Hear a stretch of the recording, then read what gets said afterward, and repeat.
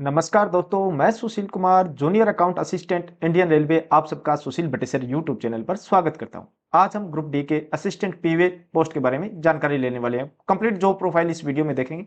Video थोड़ा लंबा हो सकता है, इंजीनियरिंग डिपार्टमेंट के थ्रू यह पोस्ट आती है।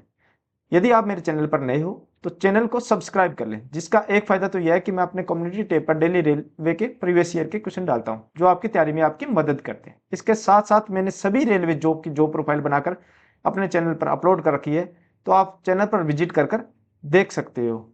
आज की वीडियो में हमारे मेन टॉपिक रहने वाले हैं, जैसे सिलेक्शन प्रोसेस, क्वालिफिकेशन एज जानेंगे, ट्रेनिंग, फिर पोस्टिंग टाइम, ड्यूटी कहाँ आएगी, टाइमिंग क्या रहने वाली है, फिर job profile, workload, promotion, salary slip के साथ दिखाऊंगा आपको, फिर लीव एंड ट्रांसफर के रूल, फैसिलिटी, एडवांटेज, डिसएडवांटेज और फीमेल के लिए यह जॉब कैसी है। इन सभी टॉपिक पर आज हम चर्चा करने वाले हैं। आज हम बात करने वाले हैं रेलवे ग्रुप डी की बेस्ट बुक के बारे में, जो कि चक्षु पब्लिकेशन की आती है, जिसमें सामान्य ज्ञान की पहली बुक के बारे में आपको मैं बताता हूं। इस बुक में आपको सबसे पहले चैप्टर दिया होगा और चैप्टर में पॉइंट वाइज अच्छे से समझाया गया, जो कि आप स्क्रीन पे देख पा रहे हो। इसके बाद जैसे ही आपका चैप्टर कंप्लीट होता है, उसके बाद पीवाईक्यू दिए हुए हैं यहाँ पर।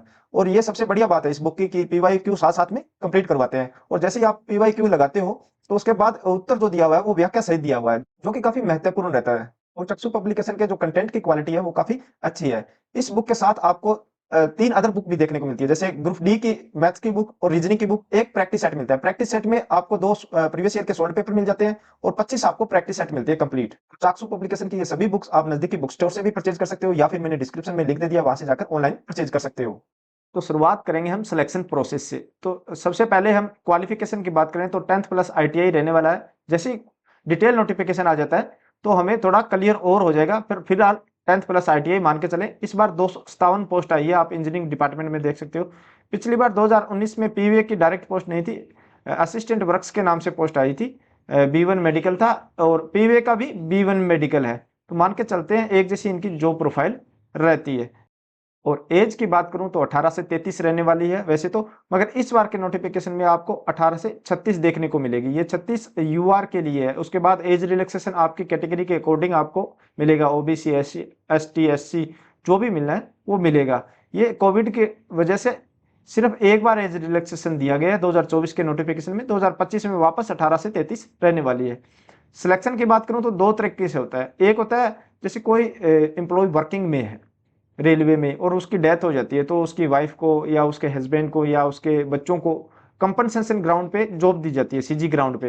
एक तो वो तरीका है। दूसरा आरआरसी या आरआरबी डायरेक्ट रिक्वायरमेंट करवाती है, यानी डायरेक्ट भर्ती करवाती है। आज हम उसी की बात करने वाले हैं, जो दूसरा तरीका आरआरबी वाला उसी से।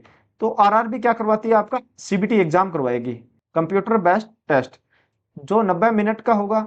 100 क्वेश्चन और 100 ही मार्क्स करेंगे। 90 मिनट के दौरान आपसे 25 जनरल साइंस, 25 मैथमेटिक्स, 25 रीजनिंग और 20 जनरल अवेयरनेस और करंट अफेयर के आने वाले हैं। 100 क्वेश्चन टोटल रहेंगे और 100 मार्क्स रहने वाले हैं।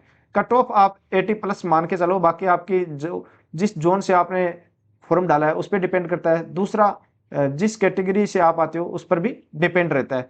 आप यदि सीबीटी क्वालिफाई कर जाते हो तो 3 गुना कैंडिडेट बुलाए जाते हैं पीईटी एग्जाम के लिए, फिजिकल एफिशिएंसी टेस्ट। इसमें क्या होता है, मेल और फीमेल का अलग अलग टेस्ट होता है। फिजिकल एफिशिएंसी मेल के लिए जैसे 35 किलो वजन उठाकर 100 मीटर की दौड़ 2 मिनट में, वहीं फीमेल के लिए 20 किलो वजन उठाकर 100 मीटर की दौड़ 2 मिनट में निकालनी है। यानी यहाँ वजन थोड़ा कम कर दिया फीमेल के लिए। और 1000 मीटर की दौड़ 4 मिनट 15 सेकंड में मेल के लिए है और फीमेल के लिए 5 मिनट 40 सेकंड में है। यदि आप पीटी एग्जाम क्लियर कर देते हो तो आपको डीवी के लिए बुलाया जाता है, यानी डॉक्यूमेंट वेरिफिकेशन के लिए। डॉक्यूमेंट वेरिफिकेशन में क्या होता है, आपके एजुकेशन क्वालिफिकेशन के जितने भी डॉक्यूमेंट है वो चेक किए जाएंगे, जो आपने फॉर्म भरते टाइम लगाए थे। और इसके अलावा जो भी आपकी पर्सनल आइडेंटिटी के डॉक्यूमेंट है वो भी आपसे लिए जाएंगे। 3-3 सेट आपसे जमा करवाए जाएंगे और 24 रुपए जमा कराकर आपको एक मेडिकल स्लिप भी दी जाएगी, जो आपको नेक्स्ट डे रेलवे हॉस्पिटल में जमा कराकर आपका मेडिकल टेस्ट होगा। वहां मेडिकल टेस्ट में आपको B1 मेडिकल में पास करना होगा। इसमें फिजिकली फिट तो होना ही होना चाहिए। आई विजन की बात करूं तो 6/9 6/12 विथ और विदाउट ग्लासेज होना चाहिए। यदि ग्लासेज लगे हैं तो 4D से अधिक नहीं होने चाहिए। नियर विजन 0.6, यह भी विदाउट ग्लासेज रहता है। Reading for close work required रहता है। इसके साथ साथ आपको कलर विजन टेस्ट भी पास करना होगा, बाइनोकुलर विजन भी पास करना होगा, नाइट विजन टेस्ट भी पास करना होगा, मेसोपिक विजन भी टेस्ट पास करना होगा। यानी कलर ब्लाइंडनेस का कोई कैंडिडेट है वो इस पोस्ट के लिए एलिजिबल नहीं है, यानी वो मेडिकल में फेल हो जाएगा। कलर ब्लाइंडनेस वाले जो भी कैंडिडेट है वो B2 एंड बिलो वाली जो भी मेडिकल स्टैंडर्ड की पोस्ट है उसके लिए अप्लाई करें। यदि आप मेडिकल पास कर लेते हो तो फाइनल मेरिट बनती है आपकी, और फाइनल मेरिट आपके CBT के नंबरों के आधार पर बनेगी और आपका फाइनल सिलेक्शन हो जाएगा। उस पर सिलेक्शन होते ही कुछ पोस्ट में ट्रेनिंग होती है और कुछ में नहीं होती ग्रुप डी में, और यह भी आपके जो भी जिस जोन या DRM ऑफिस में आपकी पोस्टिंग होगी उसके अकॉर्डिंग डिसाइड होता है कि कहाँ कहाँ आपकी पोस्टिंग है। कुछ कुछ जगह असिस्टेंट पीवे की भी 10 दिनों की ट्रेनिंग दी जाती है, मगर यह कभी कभी होता है ऐसा, बाकी इसकी कोई ऑफिशियली ट्रेनिंग नहीं करवाई जाती। बाद में आपकी पोस्टिंग होती है सीधी। पोस्टिंग आपकी मोस्टली तो X और Y सिटी में होती है, यानी बड़े जंक्शन पर होती है। कहने का मतलब ये है जेड सिटी में बहुत ही लेस पॉसिबिलिटी है कि जेड सिटी में हो, बाकी हो सकती है यदि बड़ा जंक्शन है तो। ड्यूटी टाइम की बात करूं तो 8 घंटे आपकी ड्यूटी टाइम रहनी है, जिसमें मोस्टली 4 से 5 घंटे रहता है। यह भी आपके ब्लॉक पे डिपेंड करता है, यदि ब्लॉक लंबा है तो आपका थोड़ा ड्यूटी टाइम बढ़ भी सकता है, क्योंकि जब इनका पीवे का कार्य हम जो प्रोफाइल में जानेंगे कैसा कार्य है, यह ब्लॉक में ही हो सकता है। यानी जब दो रेलवे स्टेशन के बीच ब्लॉक लिया जाता है कि इस पर कोई वर्क चल रहा है, इस वजह से कोई ट्रेन नहीं अब चलाई जाएगी, उसको ब्लॉक बोलते हैं। ओनली लगभग डे रहता है, यदि इमरजेंसी होती है तो नाइट शिफ्ट में काम दिया जाता है, तो उसके लिए नाइट ड्यूटी अलाउंस भी दिया जाता है। वीकली एक रेस्ट रहने वाला है। रेस्ट ऐसे रहता है कि आपका कोई ऐसे संडे फिक्स नहीं होता, जैसे किसी को संडे को है, किसी को मंडे है, किसी को ट्यूसडे है। जैसे मेरा ट्यूसडे फिक्स हो गया तो ट्यूसडे ही रहना है, हर ट्यूसडे को मेरा रेस्ट रहेगा। इस तरह से एक हर एम्प्लॉय का अलग अलग हो सकता है वीकली रेस्ट, बाकी एक रेस्ट तो मिलना ही मिलना है वीकली। अभी हम जो प्रोफाइल जानते हैं, तो जो प्रोफाइल में सबसे पहले पीवे का आपको पूरा पता होना चाहिए कि परमानेंट वे होता है पीवे का पूरा नाम। परमानेंट वे क्या होता है कि जो भी रेलवे का परमानेंट कार्य हो रहा है, ये देखिए आप, ये परमानेंट पटरी होगी, ये परमानेंट कोई इसके अलावा इंजीनियरिंग डिपार्टमेंट के अलग अलग और भी कार्य रहते हैं परमानेंट के, उनका कार्य हो गया। तो ये परमानेंट वे उनका मेंटेनेंस वर्क रहता है इनके पास, और इनका काम रहता है असिस्ट करना। डायरेक्ट रेस्पॉन्सिबिलिटी इनकी नहीं होती, जो भी टेक्नीशियन स्टाफ है उनकी रेस्पॉन्सिबिलिटी रहती है वर्क में। इनको सिर्फ काम असिस्ट करना, उनको टूल वगैरह देना, उनको जो वो कहते हैं कोई नट बोल्ट है उनको टाइट करना, लूज करना, उस उनको असिस्ट करते हुए साथ में काम करना होता है। मोस्टली क्या होता है कि जो भी लाइन वगैरह रेलवे द्वारा बिछाई जाती है, ये थर्ड पार्टी से करवाती है, यानी कॉन्ट्रैक्ट बेस पे करवाती है। कॉन्ट्रैक्टर करते हैं, आपको कंप्लीट कर कर उस पर ट्रायल रन करने के बाद रेलवे को सौंपी जाती है। फिर उसका सिर्फ मेंटेनेंस वर्क रहता है ना, वो रहता है रेलवे के पास। उसमें भी अलग अलग डिपार्टमेंट के पास, जैसे TRD का रहता है, TRD के सिग्नल वगैरह हो गए और हो गए, ये कार्य रहता है। TL&AC वालों का अलग कार्य रहता है, ट्रैक मेंटेनर का अलग कार्य रहता है। इसी तरह असिस्टेंट पीवे का भी अपना ही कार्य होता है। जैसे ये ट्रैक पे कोई दिक्कत आ रही है तो यहाँ ट्रैक मेंटेनर करेगा, इसके साइड में कोई दिक्कत आ रही है, वैसे तो ट्रैक मेंटेनर भी करते हैं, मगर वह कार्य यदि थोड़ा ऐसा है कि मेजर कार्य है तो वो पीवे वाले करेंगे उसको, यानी परमानेंट वे वाले डिपार्टमेंट, इंजीनियरिंग डिपार्टमेंट का परमानेंट वे डिपार्टमेंट है, सब डिपार्टमेंट वो करेंगे। जैसे ये ब्लास्ट हो गए, ये जो साइड में पत्थर से पड़े रहते हैं ये ब्लास्ट हो गए। जो ये बड़ा पत्थर आपको देख रहे हो लाइन के नीचे बिछाते हैं, इनको स्लीपर बोलते हैं। और जो लोहे की पटरी होती है उसे रेल बोलते हैं। ये फॉर्मेशन जो साइड की जगह होती है फॉर्मेशन हो गया। तो ये परमानेंट वे के कुछ कंपोनेंट्स आपको मैंने बताए हैं। साथ साथ में एक होता है इनका कार्य मोस्टली SSD बॉक्स को मेंटेन करना। ये डायरेक्ट वैसे तो स्टेशन मास्टर ऑपरेट करते हैं, मगर जो इनका कार्य रहता है, इनको मेंटेनेंस वगैरह का कार्य रहता है, वो आपके टेक्नीशियन स्टाफ यानी पीवे डिपार्टमेंट का ही रहता है मोस्टली। और पीवे डिपार्टमेंट में हेल्पर और टेक्नीशियन स्टाफ इसको मेंटेन करते हैं। तो ये जो इसको SSD को बोलते हैं स्प्रिंग सेटिंग डिवाइस बोलते हैं। जो लाइन चेंज करने के लिए आपने देखा होगा, जैसे ये लाइन है, इसको लाइन चेंज करने के लिए ये डिवाइस दी होती है, और इसका कंट्रोल स्टेशन मास्टर के पास रहता है, उसको वहां से डायरेक्ट ऑपरेट करते हैं। तो ये मोस्टली बड़े जंक्शनों पर होता है, छोटे जंक्शनों पर ऐसा नहीं होता। छोटे हाल्ट वगैरह वहाँ सिंगल लाइन रहती है, यदि डबल होती है तो सिंगल एक ही रहता है, तो उसको time to time maintenance 2-3 station एक असिस्टेंट पीवे के साथ रहते हैं, तो या एक जेई के पास 4-5 स्टेशन हो सकते हैं, तो वो अपने आप उसको मेंटेन करवाते रहते हैं टाइम टू टाइम। इसके साथ साथ इनका कार्य रहता है, जैसे ट्रैक पर लेवलिंग हो गया, जो ये ट्रैक है तो कोई लेवलिंग वगैरह, ये साइड का कार्य है, जैसे ब्लास्ट वगैरह उनको ठीक करना, या जो स्लीपर वगैरह है कोई टेढ़ा मेढ़ा है तो उसको सही करना, लेवलिंग हो गया। मेजरिंग करना, इनमें कोई जब नए लगाए जा रहे हो, वैसे तो थर्ड पार्टी लगाती है, फिर भी मेजरिंग वगैरह का कार्य रहता है। फिर कोई छोटा मोटा वेल्डिंग हो गया, साइड में कोई कट फट हो गया, या कोई प्लेट लगी है उसका वेल्डिंग हो गया, या प्लेट में यहाँ जब आप देखोगे ये प्लेट्स लगी होती है, ये वाले ये यहाँ बोल्ट वगैरह दिखाई दे रहे हैं, प्लेट्स होती है, तो इनमें होल वगैरह करना या वेल्डिंग वगैरह करना, या जो स्लीपर वगैरह होते हैं, जो ये स्लीपर है पत्र वाले, उनको सेट करना, पैकिंग लगाना, इन पटरियों के नीचे पैकिंग लगी होती है वो पैकिंग वगैरह लगाना, इस तरह का कार्य रहता है पी वे वालों का।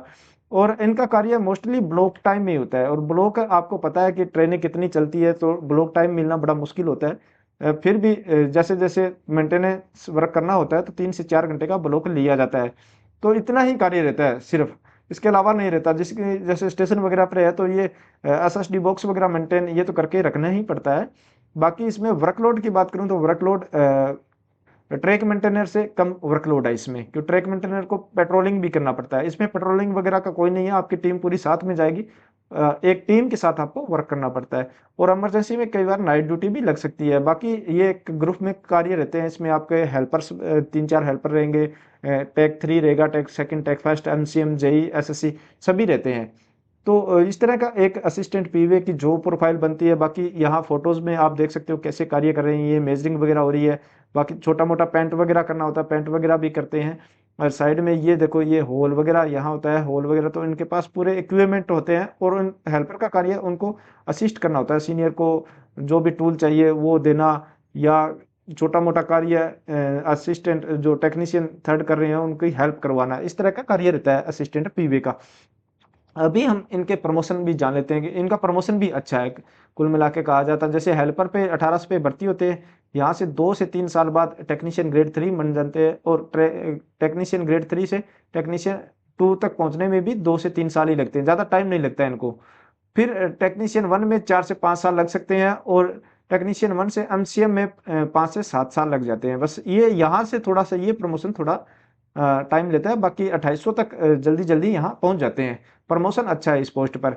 एमसीएम जो एक वर्किंग वाली पोस्ट है, जैसे एमसीएम हो गया, टेक्नीशियन थर्ड हो गया, टेक्नीशियन 2 हो गया, टेक्नीशियन 1 हो गया, इन सभी का कार्य सेम सा रहता है, सिर्फ रेस्पॉन्सिबिलिटी आपकी बढ़ती जाएगी। फिर जेई सेम 4200 ग्रेड पेपर होता है, पर ये सुपरवाइजरी पोस्ट है, इसके लिए आपको एग्जाम देना होगा।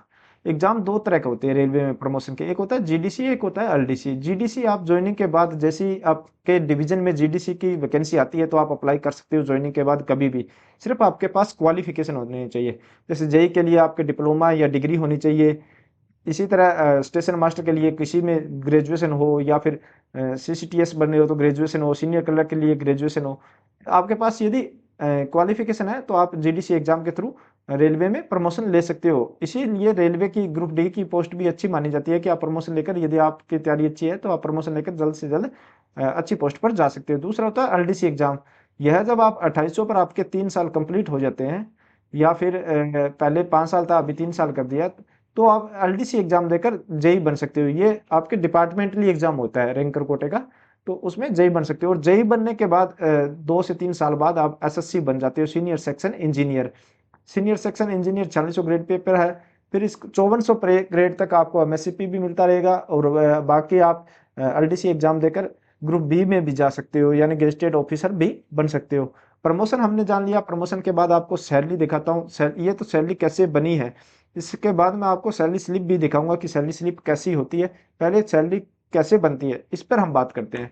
तो लेवल 1 है 1800 ग्रेड पे, 18,000 बेसिक है, ये बेसिक है, इस पर ही सभी अलाउंसेस मिलने होते हैं। ये बात आप अपने माइंड में रख लो कि सब जो भी अलाउंसेस है आपका बेसिक के अकॉर्डिंग मिलेगा, और बेसिक साल में 3% इंक्रीज होता है। फिर डियरनेस अलाउंस की बात करूं तो डियरनेस अलाउंस जैसे अभी 53% चल रहा है, एक साथ 24 से पहले एक एक 2024 को 50% था। तो गवर्नमेंट डिसाइड करती है कि कितनी महंगाई चल रही है, उस महंगाई दर के अकॉर्डिंग आपका डियरनेस अलाउंस यानी महंगाई बढ़ता है। जैसे इस बार 3% बढ़ा था, उससे पहले 4% बढ़ा था, तो 3 से 4% ये इंक्रीज होता रहता है। और अभी जैसे 53% है तो 9,540 रुपये है। फिर house rent allowance, house rent allowance क्या होता है कि आपको क्वार्टर मिल जाए तो अच्छा है, यदि क्वार्टर ना मिले तो हाउस रेंट अलाउंस मिलता है। एचआरए बोलते हैं। यह भी सिटी के अकॉर्डिंग होता है, एक्स वाई और जेड। एक्स सिटी में वो आते हैं जहां पॉपुलेशन 50 लाख से अधिक है, वाई सिटी में 5 से 50 के बीच में है, और जेड सिटी में 5 से नीचे पॉपुलेशन वाली सिटी है वो जेड सिटी में आती है। तो 30% ऑफ बेसिक एक्स सिटी में पोस्टिंग है तो आपको एचआरए मिलेगा 20% ऑफ बेसिक। यदि आपकी पोस्टिंग वाई सिटी में है, जेड सिटी में 10% ऑफ बेसिक मिलता है। ट्रांसपोर्ट अलाउंस आपको ड्यूटी से क्वार्टर या घर जाने में और घर से वापस ड्यूटी आने के लिए मिलता है। एक्स सिटी में पोस्टिंग है तो 1350 प्लस जो भी डीए चल रहा है इस पर तो 2066 रुपये।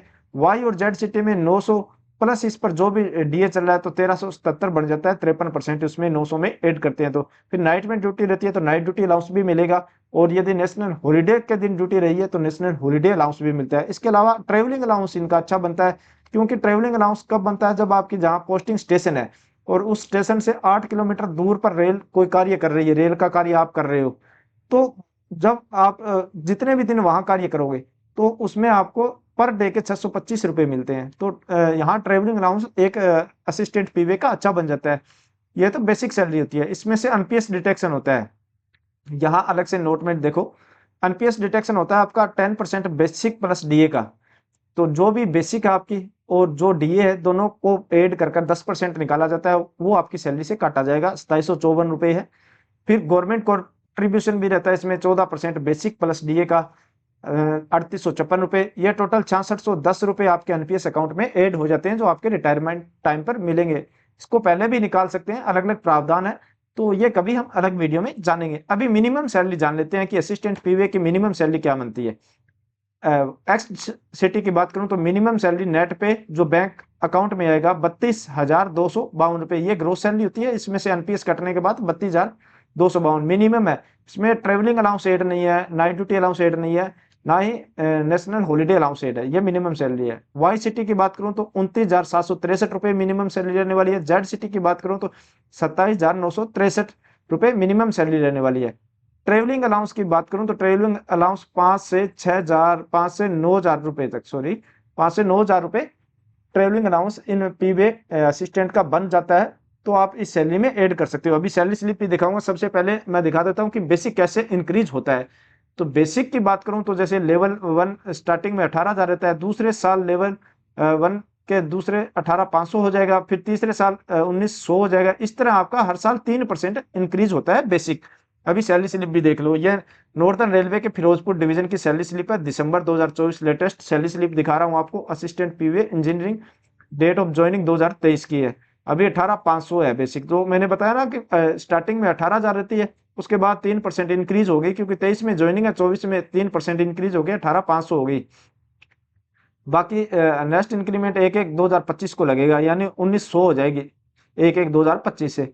अभी यहाँ देखोगे आप तो बच्चे बेसिक पे है तो 18,500, फिर डीएनएस अलाउंस आ गया, हाउस रेंट अलाउंस आ गया, ट्रांसपोर्ट अलाउंस आ गया, फिर नेशनल हॉलीडे के दिन इन्होंने ड्यूटी की है जिनकी सैलरी स्लिप है तो 960 रुपये। और ट्रेवलिंग अलाउंस जिसकी मैं बात कर रहा था 6250 रुपये, यानी एक 1 डे का रहता है 625 रुपये। तो इन्होंने की है ड्यूटी 10 डे, यानी अपने हेडक्वार्टर से बाहर रहे हैं 10 डे, तो 6250 रुपये। तो टोटल ग्रोस सैलरी 40,592 रुपये। और जो रिकवरी इससे होगी एनपीएस की, और एनपीएस के 2831 रुपये और 30 रुपये जो इंश्योरेंस स्कीम के, तो टोटल 2861 रुपये। और नेट पे बैंक अकाउंट में इस एम्प्लॉय के आए हैं 37,761 रुपये। तो अच्छी सैलरी बनती है ग्रुप डी में भी, ऐसी कोई बात नहीं। ये वाई सिटी की सैलरी स्लिप आपको दिखाई है। अभी लीव और ट्रांसफर के रूल जान लेते हैं असिस्टेंट पीवे के लिए। तो लीव ऑन एवरेज पे रहता है, जैसे एलएपी बोलते हैं, एलएपी अदर डिपार्टमेंट में ईएलबी बोलते हैं। यह आपको 30 मिलती है पर ईयर, 1 जनवरी और 1 जुलाई को 15-15 कर 2 बार क्रेडिट होती है। फिर एलएचएपी, यह मेडिकल लीव भी बोलते हैं इनको, यह भी 2 बार मिलती है, 10-10 कर 1 जनवरी और 1 जुलाई को पर ईयर। यह सभी आगे ऐड होती रहती है, अवेल कर लेते हो तो अच्छी बात, नहीं तो ऐड हो जाएंगी। कैजुअल लीव की बात करूं तो 10 पर ईयर रहती है, 8 नहीं, इसमें 10 पर ईयर रहती है। और नेशनल हॉलीडे 16 रहते हैं, कहीं कहीं आपको 15 भी देखने को मिलेंगे, कहीं 17 भी देखने को मिलेंगे। ये लोकल डिवीजन या लोकल एरिया पे डिपेंड रहता है। ट्रांसफर की बात करूं तो रेलवे बहुत ही कम आपके ट्रांसफर अपने बिहाफ पे करेगा। बाकी आप ऑन रिक्वेस्ट लगा सकते हो, अपने ही डिवीजन में या जोन में लगाना चाहो तो कभी भी। यदि अपने डिवीजन या जोन से बाहर जाना है, जैसे जोन से बाहर जाना है तो 5 साल की सर्विस होनी चाहिए। म्यूचुअल ट्रांसफर ऐसा रहता है कि 2 कर्मचारी आपस में जब स्थान चेंज करना चाहते हो, पोस्टिंग प्लेस चेंज करना चाहते हो, तो उसे म्यूचुअल ट्रांसफर बोला जाता है। यह सबसे फास्ट होता है। फिर स्पाउस ग्राउंड, जब किसी एम्प्लॉय की वाइफ या हस्बैंड वर्किंग में है तो उसके आधार पर उनका ट्रांसफर किया जाता है, उसे स्पाउस ग्राउंड बोला जाता है। तो यह सेकंड फास्टेस्ट ट्रांसफर हो सकता है। अभी फैसिलिटी की बात करें तो फैसिलिटी इन्हें टाइप 1 का रेलवे क्वार्टर दिया जाता है। रेलवे हॉस्पिटल की सुविधा रहती है, रेलवे एम्प्लॉय और उसके डिपेंडेंट फैमिली की। फिर रेलवे ग्राउंड की सुविधा रहती है। फिर चाइल्ड एजुकेशन अलाउंस, यह पर चाइल्ड 33,750 रुपए पर ईयर मिलने वाला है। पर ईयर भी इसमें ऐड कर लो। नर्सरी से लेकर 12th तक मिलता है यह, और मैक्सिमम 2 चाइल्ड तक मिलता है। फिर पास की सुविधा, रेलवे पास दिया जाता है फ्री ट्रेवल करने के लिए। थर्ड एसी का 5 साल तक एक सेट मिलेगा। एक सेट में 2 पास रहते हैं, आप उसे अप डाउन, डाउन डाउन या अप कैसे भी यूज कर सकते हो।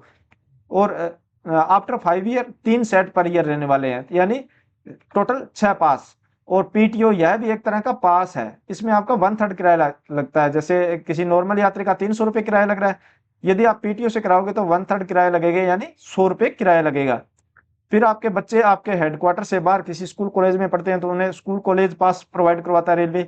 और फिर आपने देखा होगा कि दिवाली पर दिवाली बोनस 78 दिन की सैलरी दी गई केंद्रीय कर्मचारियों को या रेलवे कर्मचारियों को। वो 78 दिन की सैलरी ना होकर 17,951 रुपये एक फिक्स अमाउंट होती है, जो लगभग मान के चलो दशहरे के आसपास एम्प्लॉय के खाते में क्रेडिट कर दी जाती है।